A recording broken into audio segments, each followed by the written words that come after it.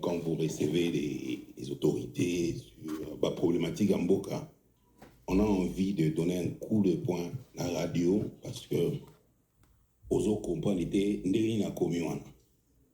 On peut ça exemple m'balé. Dans un problème il y a embouteillage. Ils ont découragé votre et donc ce qu'a c'est qu'un embouteillage vraiment oui. Si on a talé embouteillage on a vidé na ok parce que au piqué crise camarade n'a moi epsinga ni que ebi que ba couche est commis très rare na kini parce que ba comme on la ta couche donc ba to ba âge na biso à boulevard aux on pas na yo masuba ezio même place au kitao suba ezati il faut la ta couche eza solo ici à ebi en tout cas, je ne me sens pas concerné particulièrement, mais une chose est sûre, c'est que Nayokaki Lisolo Moko, ambassadeur à Lovakiawa, on est venu ici pour parler du pays en termes de solutions. C'est vrai, au j'ai commencé à proposer des solutions. L'embouteillage est là et malheureusement, non, et je suis d'accord avec vous, si on pouvait toutes les 200-300 mètres, parce que ça peut prendre une heure pour le faire, avoir des toilettes publiques, on se sentirait mieux. Ok, moi j'ai dit que j'avais 2 points, donc 2 problèmes majeurs. L'embouteillage. Quand tu vois un ministre qui dit qu'il va mettre des militaires dans Zela pour régler l'embouteillage, pas renforcer nani. On a tout en deux, on a biso, on a tout en l'eau moko. Ah, on a Canada pour nous avoir permis de conduire. Il faut combien d'années? Ouais. Ça peut aller de 1 an à 2 ans.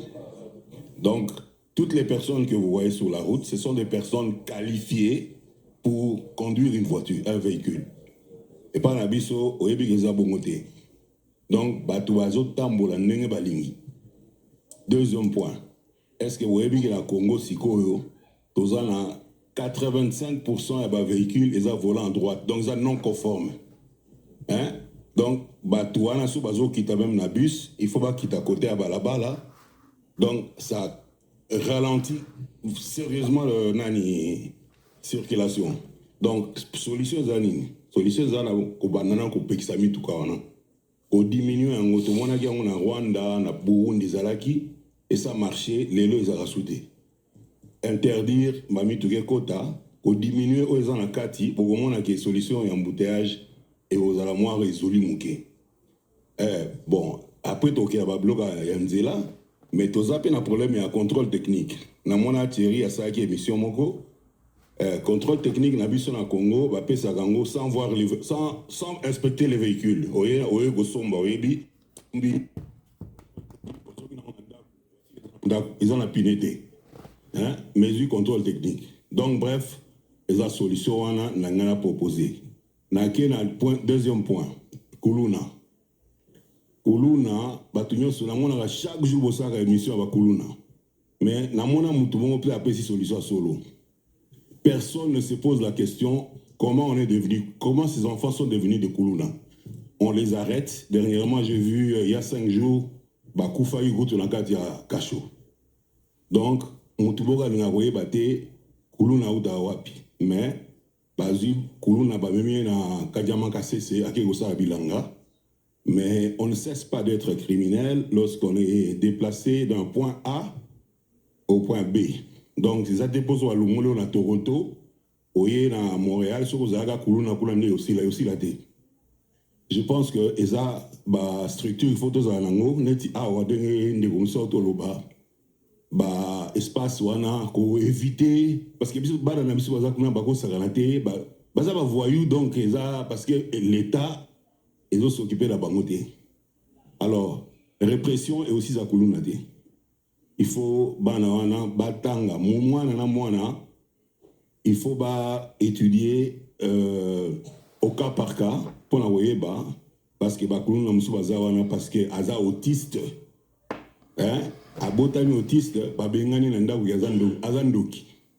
Donc imaginez-vous un autiste qui est abandonné dans la rue et puis à cause de la violence ndeni oboni donc ngana sa moi à proposition abike ningwana na silisi. Merci beaucoup. Merci beaucoup monsieur Nick Migabo. Il y a un jeune juste à côté, là. Oui, il y a un jeune juste à côté. Voilà, levez-vous pour qu'on vous voit. Merci beaucoup. Je m'appelle Gilbert Emongo. J'ai 3 propositions, mais avant de commencer, j'aimerais attirer notre attention, nous tous qui sommes ici, parce que j'ai remarqué qu'ici, il y a aussi certains professeurs d'université. Mon intervention s'inscrit sur les systèmes éducatifs en République démocratique du Congo. Pourquoi je ne vais pas parler de moi en tant que jeune ici, mais je parle de l'éducation, parce que je suis venu ici étudier pour rentrer dans mon pays et ça me fait mal de voir les montants que nous payons ici, comparativement à ce que les jeunes payent au Congo et les professeurs qui quittent ici pour aller enseigner au Congo. Monsieur Christian, il n'y a aucune nation ici sur Terre qui se développe pendant que son système éducatif est par terre. Mais dans notre pays, notre système éducatif n'est pas par terre, mais c'est aux soins intensifs. Je sais que c'est peut-être des choses qui font rire, mais moi j'ai étudié au Congo et je connais les réalités. C'est le seul pays au monde où les professeurs grèvent mais n'enseignent pas. La majorité des professeurs d'université au Congo, moi j'étais chef de promotion quand je faisais la médecine au Congo, un professeur est dans son bureau, mais il refuse de sortir pour aller enseigner jusqu'à ce que son assistant va arriver. Mais nous ne payons pas les frais académiques pour être enseignés par les assistants. Mais toutes ces réalités, il n'y a personne pour dire au président de la République. Même quand il monte aux universités pour aller parler avec les étudiants, eh bien, les partis politiques montent avec les drapeaux. Ce sont des choses qui font en sorte que les jeunes qui quittent les universités quittent avec inconscience et puisqu'il n'y a pas assez d'opportunités d'emploi, ces derniers se transforment aux bandits.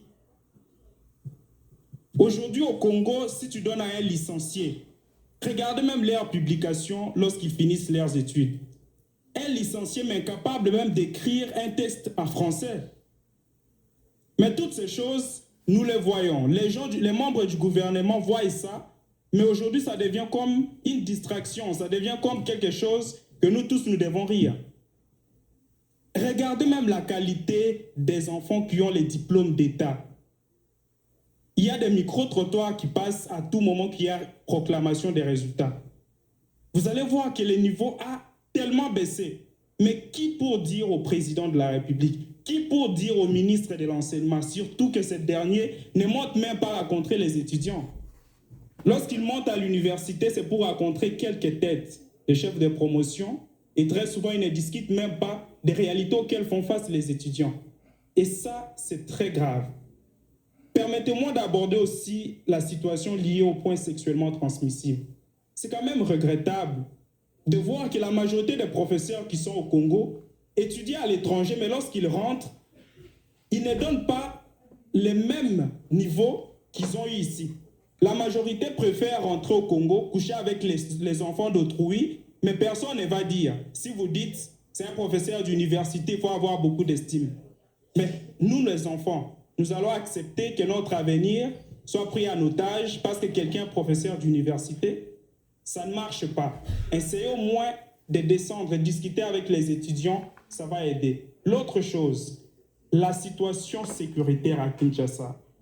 Monsieur Christian, ici, il y a ce qu'on appelle la technique policière. Nos policiers ne sont pas formés. Au Congo, les policiers, les militaires sont des gens qui ont échoué dans leur vie civile. Parce qu'il n'y a pas d'emploi, il était Koulouna, on les prend, il devient policier. Si un médecin mal formé est plus dangereux qu'un criminel, à combien plus forte raison est Koulouna armé? Au Congo, on ne vend pas les armes. Les bandits aujourd'hui que nous voyons qui partent braquer des banques, achètent les armes où? Qui leur donne les armes? Donc ce sont des choses que moi personnellement, j'aimerais que vous puissiez parler. Si on peut au moins former les policiers de Kinshasa, parce qu'aujourd'hui à Kinshasa, mieux vaut rencontrer un Koulouna que rencontrer un policier la nuit. Parce que les policiers deviennent plus dangereux que les Koulouna. Et ce sont des vérités que tout le monde ici doit être à mesure de supporter, parce que notre pays nous appartient à nous tous. Je vous remercie. La jeunesse a parlé. Le deuxième, vous êtes étudiant? Je suis étudiant et je rentre au Congo à tout moment. Je suis défenseur des droits de la jeunesse. Merci beaucoup à vous. Voilà pour cette intervention. Juste derrière, en espérant qu'on ne va pas nous reprocher d'avoir fait